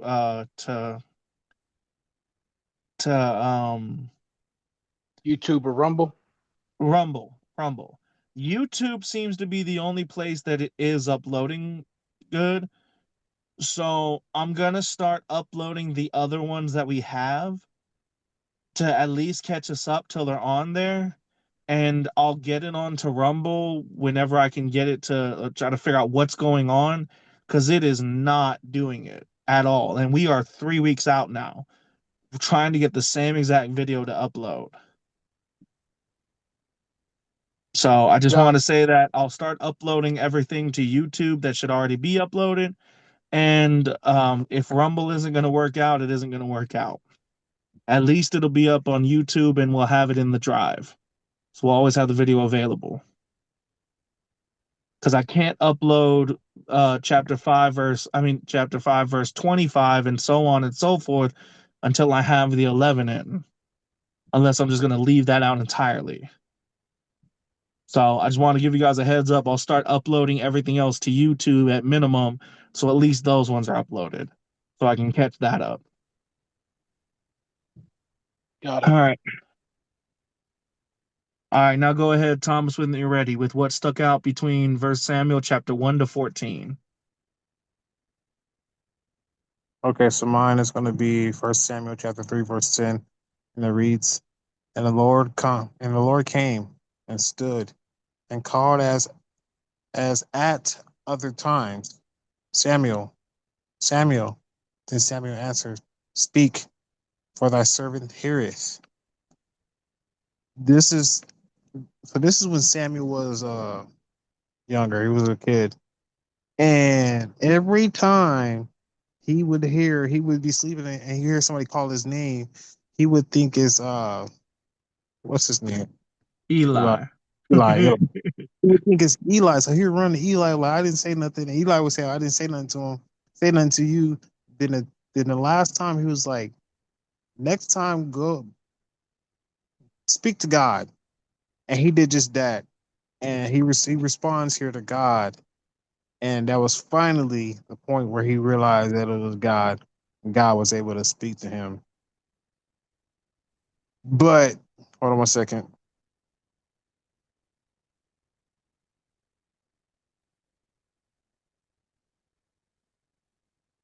Hold on.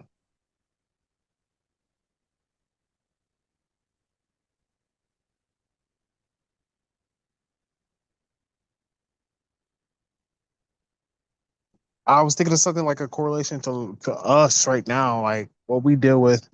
And I put sometimes we have to be quiet ourselves to recognize his voice above all the noise and even pray about it. Ask God to cancel the noise out, only allow things of the Father, Son, and the Holy Spirit to be heard. Because just like Samuel, he was running to Eli, thinking it's somebody else, anything other than God. But God does speak to us, his faithful one. That's what I got for this one. Well, yes and no. Only the prophets were able to hear that. You've You never heard may a not word of God. you may not hear God's words in the same way that Samuel did. True. And to say that like we could hear him like that, well, you're setting people up for failure because not everybody is called to be a prophet.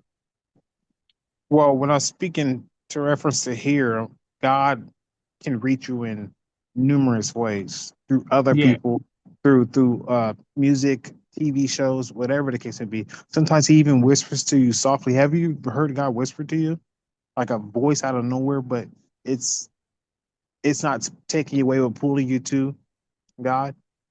You've never heard that. Yes and no. You got to be cautious with that. God is not the only one that does that. So I'm gonna give my example. I was dabbling with three girls at the one time. I'm not gonna lie. And Hmm. I swear to you, this is the truth. He said, let them all go. I was like, who just said that? But it was clear as day. I was like, what just happened? This is the truth. I am not making this up. Said, let them go. I'm not saying you are. You got to keep in mind that everybody's called into different things. Yeah. Some people will hear that voice in that way, some people won't. As for Per- me, has there been times where I have heard a still small voice like that? It has happened, but it's not a regular basis. No, no, definitely not. It's And you once got to be somebody cautious with that because, and I'm telling you this from experience, there was a couple times where when getting that voice like that, it was not of God that was leading me, it was something else. and I you wanted thought to it was God. that you say that You said regard. what? It's crazy that you say that because regarding to the baptism, bro, the voice wasn't ready. I was just about to bring that up. That's You crazy. already had the prayer, you already had the answer, you understood everything, and it was time. And even when you got baptized, you felt the difference. You Yeah. could feel the spirit of calm, you could feel God's spirit dwelling in you. But before you did, in a moment of doubt, you had that feeling of that still small voice, but it wasn't God's voice that was trying to get at you. Yeah. Yeah, the thing is, you'll know if that voice is of God or if that voice is of the enemy, because if it's of God, it'll lead you to do godlier things. If it's of the enemy, it'll pull you away. That's a big telltale sign. Exactly. So, yeah, that could be. It's possible, but don't get it confused. And mind you, to top it off, just because you have that gift does not mean that Others will. Some people, like Charles, you've never had that type of voice type thing, have you? Remember what I told you when I used to fall asleep at the wheel? When I used to work 2 jobs and I'm driving home, but I fell asleep at the wheel and I heard my name and I'm like, whoa, I got to get up. I got to make it home. Oh I yeah, can't you just, did. Never mind. yeah, that was, but that's what I was going to say in mine. Mine, when I hear my name, it's a warning. I fell asleep and I missed the alarm. Charles, I get up, I look at the time. Oh, I missed this. I need to hurry up and go. Or it was the time where I was driving and falling asleep at the wheel. Mine are not like do this, do that. Mine is giving me like it's waking me up to warn me for something. I'm getting Yeah. warnings. But That's awesome. I always thought it was because it didn't lead me further into doing bad things. It kept me in safety. Like it always kept me safe. No, no, no, no. I'm not saying yours was. I'm just saying that, like, okay, I was trying to use an example, but I forgot that. So we've all had that happen before. But Hmm.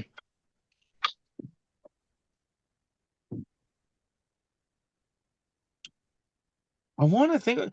Okay, let me put it this way. There's a lot of people that believe they're saved because they'll hear that still small voice and think that it's God. Oh. That's what I'm trying to get at. Is that I didn't even think about that. like that's how can I'm I glad put you it? brought that up. No, I'm glad you said that because when I told you that, I never told you I would say. I just couldn't explain it. I Yeah, could, for the life of me, I could never, like I told you, when I told you it happened to me, I don't know why. I just got it, and it was my warning. And okay, cool. I'm back to safety, back to where I need to be. But yeah, it was always a warning for me. But I never told you like, oh man, God's looking out for me because of that. I told you I couldn't yeah. explain the situation. I can't explain it, and then I couldn't. I understand now, but at that point in time, no, I didn't know. But I understand what you're saying because other people have said that before. Because that was something I told you. I'm telling you, Thomas, because you know now.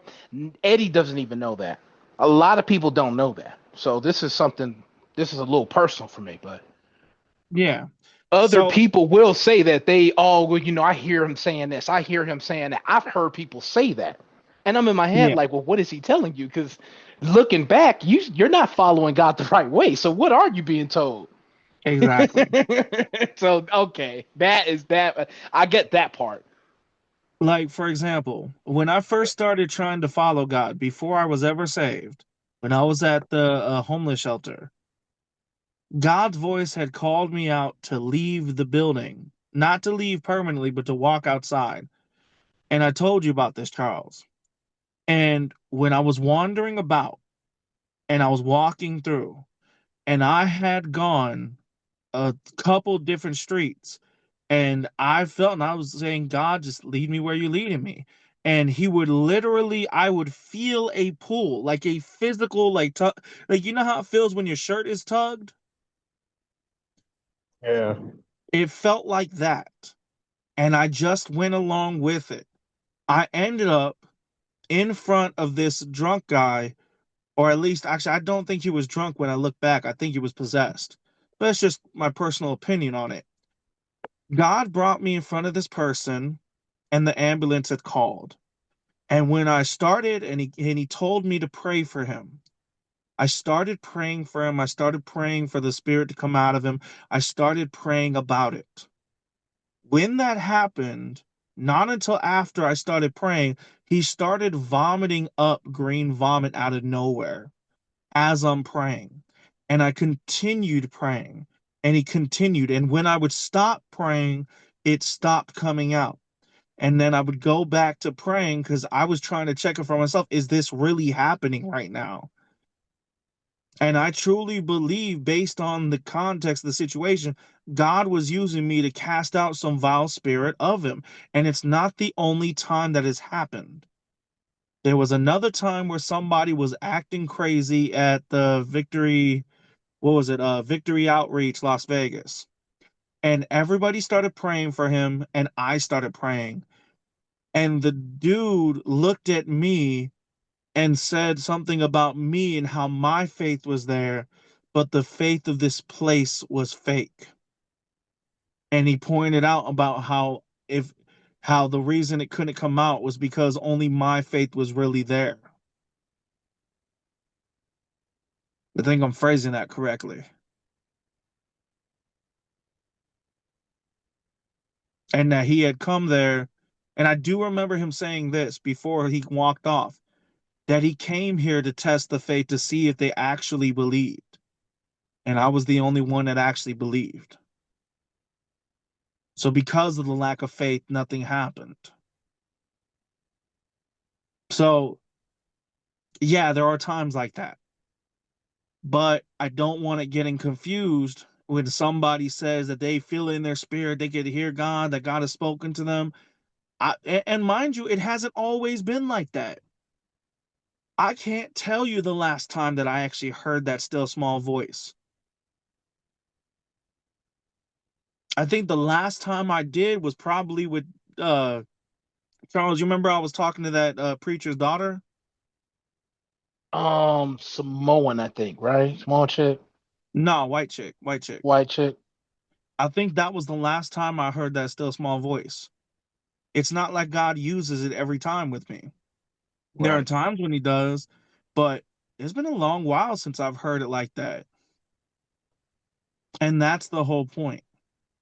So be cautious Yeah. when saying about like being able to hear God or God speaking to us and knowing it's not a different voice, because there are people who, and take Charles's example and yours example as well. Were you guys saved when this was happening? No. No. You see what I'm Can saying? I speak on one other time, then you guys can move on? Yeah, go ahead. It's crazy because I prayed about it. I was like, God, why am I being tormented by the devil so much? It's like he's just increasing his torment. And I heard that still voice says because you're chosen. And bro, I froze. I was like, that was clear as day. And this is Yeah. insane right now, dude.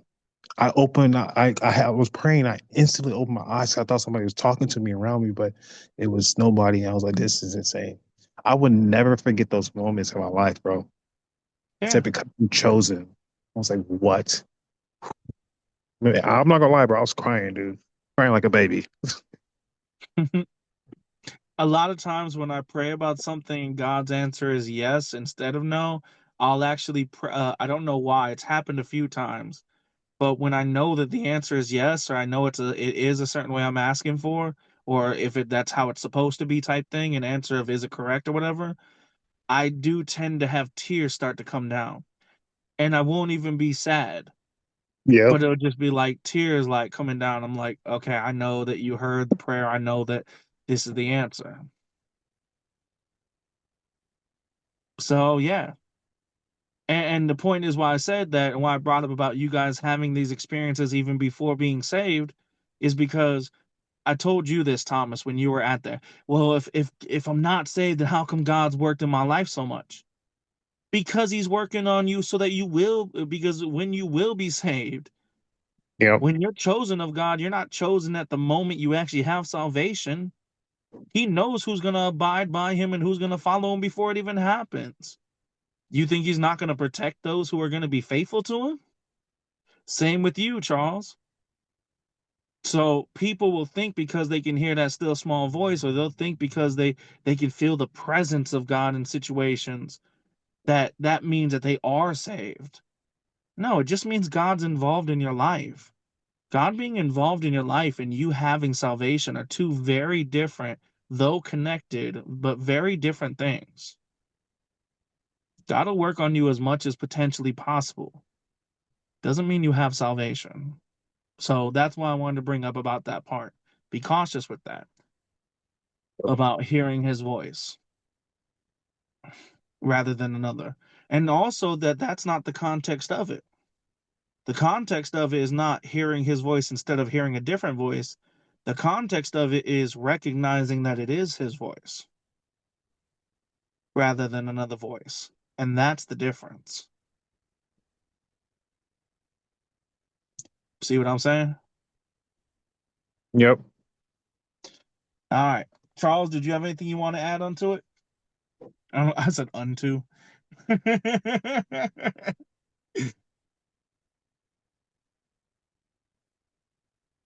Charles, you muted yourself. There we go. Okay, man. I just wanted to bring up that point, what I had told you about. Now you know, Thomas, so uh that's between Thank you us. for sharing it. That's And everybody else listening. it. Well, That's all I like wanted to add. whenever people, I've been asked a couple times, does God ever speak to me? And I never bring up those times, ironically. I never remember them. The times that I bring up and what God speaks to me is through the prayers that are answered through situations. Same Every with time me. somebody, yeah, and it's not even on purpose. I just don't remember. Yeah. Like I didn't even remember that till you brought that up, Thomas, just now. Yeah. That is crazy. And think about how crazy of all situations to forget, casting out a demon to somebody, watching them vomit as you're praying. How do you forget that? All right. I remember you told me that story years ago. Yeah, completely forgot about it. All right. So, Charles, go ahead with yours. So mine is funny because First Samuel chapter 1 verses 9 to 18. Samuel's mom, I'll just say Hannah. Hannah is praying to God, crying to God, swearing to him, letting him know, if you can bless me with a man child, if you can bless me with a baby boy, that I'm gonna give this child to you, and no razor will come on his head. Now I brought that up before. Here's what I didn't think about. Eli watches her praying and crying to God, but her lips are moving, but no words. Like you don't hear nothing. It's just her lips moving. He thinks she's drunk, and he's coming at her as if she's a drunk. But she already Yeah. told him, I'm not drunk. I'm sorrowful, crying. I'm in a sorrowful mood right now, Well, crying no, to not God right now. already told her. That's when she told him. Sorry, I used the wrong word. She responded to him after he said, "You drunkard," and all of this stuff. She responds to him after what he said, to say, "I'm in a sorrowful position, crying to God. I'm not drunk. I didn't drink any wine. I didn't do none of that." But the reason why I brought this up was Eli. I just thought about it. Eli went out to call out Hannah in her most like sorrowful, tearful situation. You're a priest. You should have been there to oh man, what's going on? Why are you so sad? Why are you this? Why are you that? But instead, he's calling her out to be a drunkard. But he never called out his sons. He gets the punishment in, I think, Thomas, right after your section. It talks about God is telling Samuel the punishment that Eli's is getting for Eli's son and not checking his sons, because his son was running, his all his kids were running around sleeping with other women instead of like being the priest, instead of being a preacher's son, like a good preacher son. You're a stereotypical preacher son now, like the ones we have today.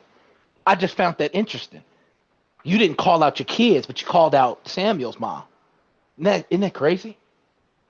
Yeah. All right, Thomas, you got something you want to add on that? Man, I felt bad for the way Eli went out. That's I crazy. didn't. So, I did before, but now that I'm thinking about this, nah, I don't feel so bad anymore. I'm sorry, I don't feel as bad anymore. But go ahead, man. I'm on Charles's side on that about not feeling bad, but I think it boils down to one thing. Thomas, let me ask you this. How often do you think about God as a person rather than a God? Not very often. Right? But we've seen God show himself emotionally to be a being, even though he is righteous and above everything, but he shows himself as being a regular person in the way his emotions react and respond. He just does the right thing 100% of the time. That's the difference. But outside of that, feelings wise and everything, we never think about him in the aspect of a being. We always think of him in the aspect of a God. And the reason I say that is think about God's perspective when Eli let his sons go about that. Imagine you let somebody stay at your house and you give them all the food they need, the shelter, everything. And all you ask is that they keep the house clean and that they don't host any parties. They grow up staying in your house, they're doing good and everything, but they got a couple sons.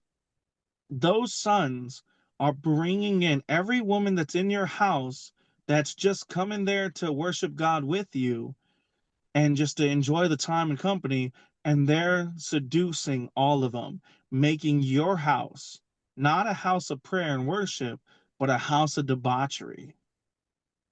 How would you feel? Nah, I see what you're saying. Of course, I'm gonna feel some kind of way. Oh yeah, because they were doing it at the. Okay, yeah. And of course, I understand what you're saying, but I forgot that detail too. Yeah. Well, In the and this church. is something I think, and I tell this to people a lot. Like, how often do you pray to God and you're not requesting something? How often do you talk to God just about your day? And how often do you ask God if there's anything that you can do to make his day brighter? Yes, God is a God and we are to worship him, but don't forget that he is a being. He has emotions, and we shouldn't be thinking about him as some genie to grant wishes when we pray, or just some soundboard to answer prayers when we request things. This is part of what I mean when I say seeking out God's desired will. When we think about the sins that go on, we think about our behaviors and everything. Do you ever look at God for the person that he is and not just the aspect of being God? And think about how he feels with everything that you're doing or everything that you're not doing.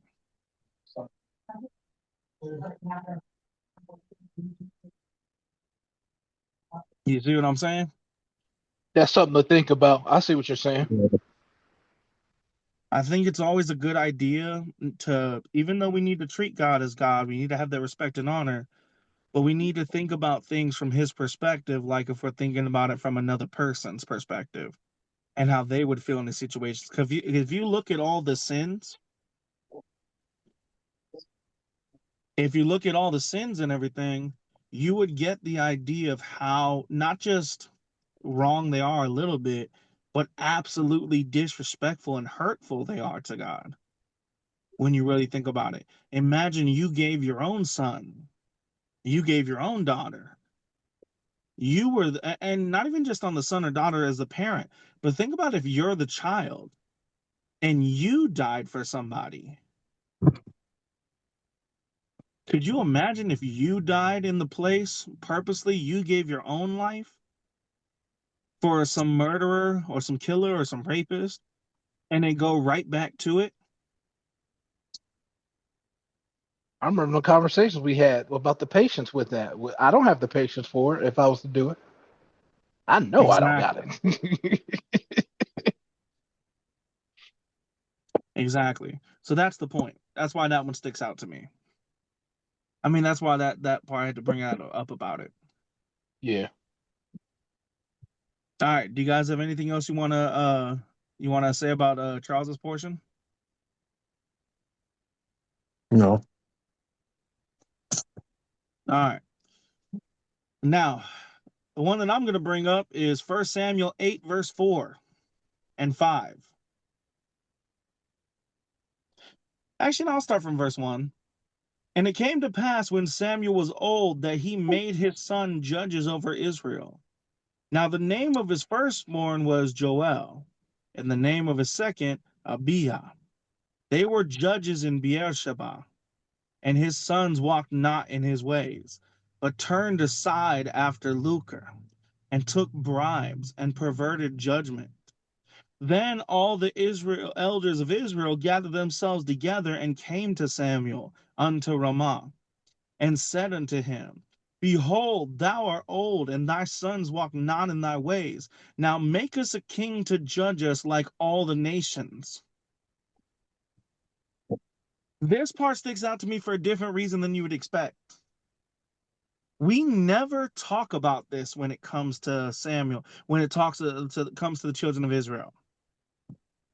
Their excuse for asking for a king was not a rejection of God, even though they were rejecting God. Their excuse was because Samuel's children did not walk in God's ways.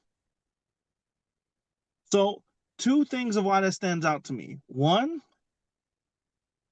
When somebody wants to do wrong, they will come up with an excuse. But that doesn't mean you have to be the excuse. Don't give the devil a foothold. Don't be the excuse for people to do wrong. That's what Samuel was and his children were, because he didn't raise up his kids to live in the way of God. And we know that how you're raised makes a difference, because did we ever read of Samuel turning away from God, Charles? His entire life? No, we didn't. He's one of the examples of when you train a child in the ways of God, they will stay that way. But you have to train them. You can't just tell them. So the fact that Samuel didn't train his children the same way he was trained, we see the impact of that. 2, they had a point, but not really. Because if the judges were taking bribes and perverting judgment, what should they have done if they were doing the right thing, if they really were trying to do right, Thomas?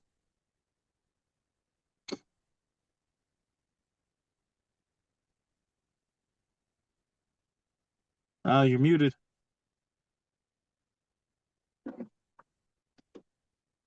My bad. I'm in Thomas. the Oh, you're in a bad signal area?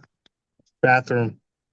Oh, all right. Charles, if they were trying to So, do the right thing, what should they have done instead? they shouldn't have been asking for a king. Tell Samuel we need to execute judgment over it. There's a punishment for this. And you know there's a punishment for this. We need to punish these dudes and get new judges. Exactly. That's what they should have done. When knowing that they're executing perverted judgment, they're taking bribes and all this, they should have gone to the elder. They should have gone to Samuel. And if not Samuel, let's say Samuel's falsely leading or not willing to reprimand them, which I doubt considering the situation, they could have gone to God directly. And would God have sat silently with some perverted judging of the perverse judgments, bribes? No, obviously not. No, especially So, if the children of Israel are praying to him and the judges are not, he would have answered. exactly. That's how you know they weren't actually, this was not the reason why they were sitting here trying to do right by it's not that they were trying to do right by God, and it's not because of the sons that they're trying to get a king. The sons were just an excuse. That's why I said the 2 parts. 1, don't make yourself out to be a legitimate excuse for somebody to turn away from God. And 2, because of that, they wanted to have a king. They rejected God anyways, but it gave them that reason. All right. Now, Thomas, you got anything you want to add on that? No. All right. Charles, you got anything you want to add on that? Nope. All right. Then I'll go ahead and close this out. Everybody have a good night.